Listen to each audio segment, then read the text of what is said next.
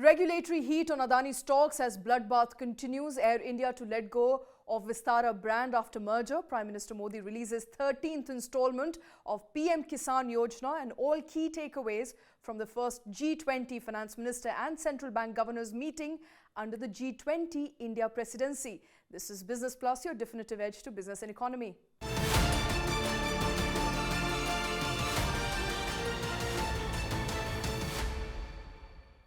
The Adani Group executives will be meeting with its debt investors in Asia this week in an effort to win back their trust and restore order as its listed securities continue to take a beating.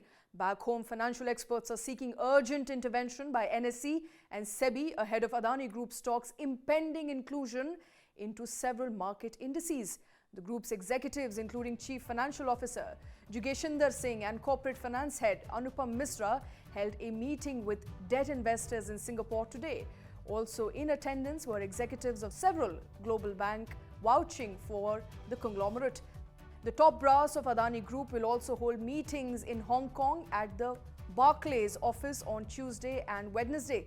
Since the Hindenburg report came to light, Adani Group has held calls with fixed income investors on several occasions.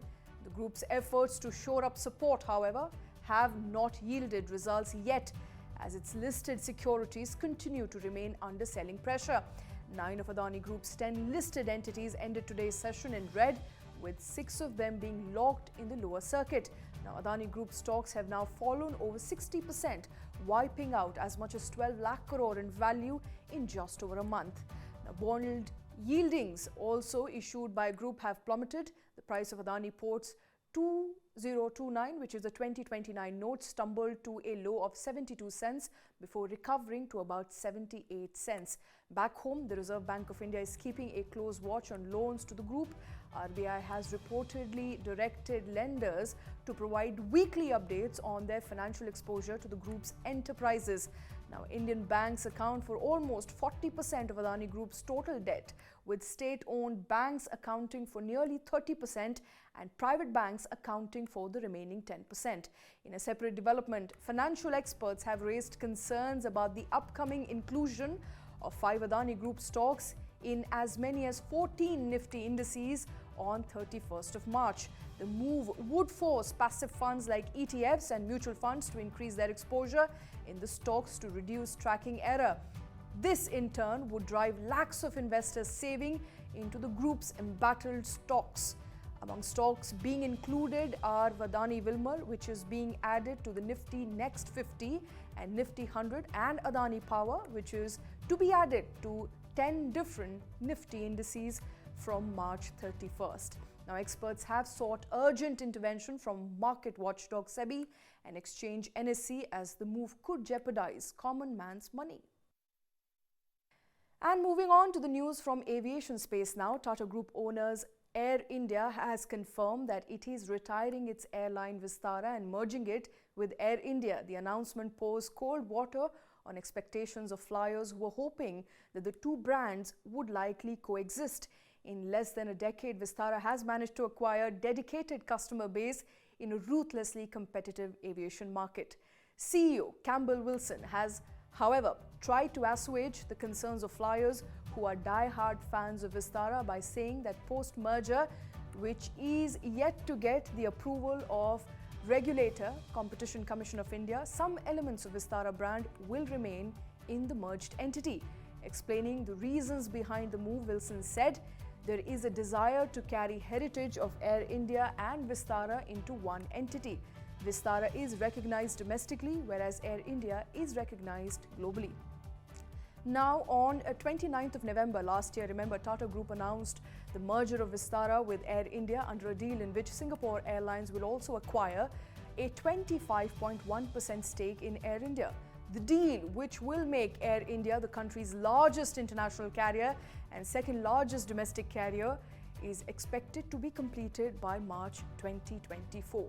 Wilson also said that the recent record aircraft order will be at a list price of $70 billion.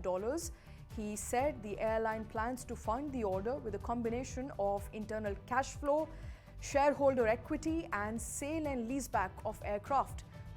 Wilson expressed confidence about the growth potential of the airline, saying that the aim of the group is to make itself a significant international player.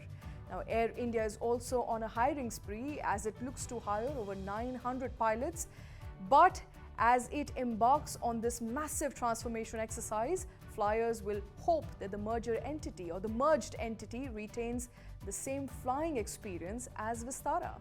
Meanwhile, Prime Minister Narendra Modi today disbursed the 13th installment of the 16,800 crore to over 8 crore beneficiary farmers under the Pradhan Mantri Kisan Samman Nidhi scheme. The 11th and 12th installment were paid last year in May and October.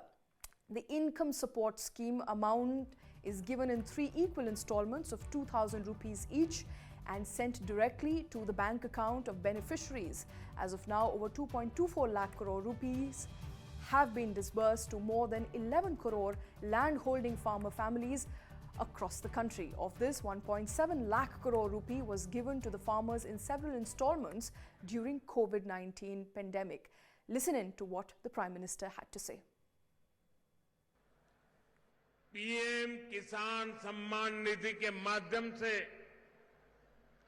अब तक देश के छोटे किसानों के bank खातों में करीब-करीब 2.5 लाख करोड़ रुपए जमा कराए जा चुके हैं। इसमें भी 50,000 करोड़ रुपए से ज्यादा पैसे हमारी जो माताएं बहनें किसानी के करती हैं, उनके खाते में जमा हुए हैं।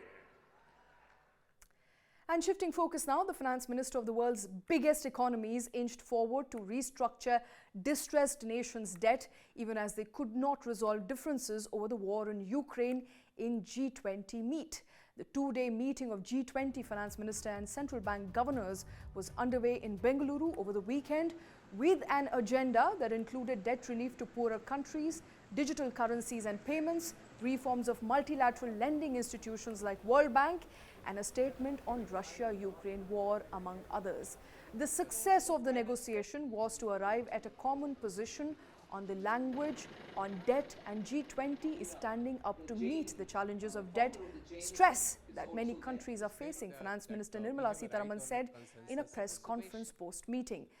There was an emphasis on the need for coordination by official and private creditors to relieve debt distress and for G20 to strengthen the debt framework to help vulnerable nations. Additionally, finance ministry officials and central bankers from G20 countries were in agreement on the regulation of crypto assets. There was an acceptance that crypto assets involve significant risk to overall financial stability and they need to be looked at, with a complete ban on them also on the table. However, finance leaders from the world's biggest economies could not resolve differences over the war in Ukraine in the official communiqué. All agreed with 15 of the 17 paragraphs of the summary, except paragraphs 3 and 4, which were adapted from the G20 Bali leaders' declaration and dealt with Ukraine specifically. A joint statement agreed at last summit in Bali, Indonesia in November 2022 stated, and I quote, "Most members strongly condemn the war in Ukraine," unquote. The representatives from Russia and China disagreed with the use of the paragraphs that mentioned Ukraine. Now, India subsequently issued chair's summary at the conclusion of the meeting after no consensus was reached on the language of the official statement. And with that, it's a wrap on this edition of Business Plus. For more incisive news analysis and cutting-edge documentaries, keep streaming News 9 Plus. Thanks for watching.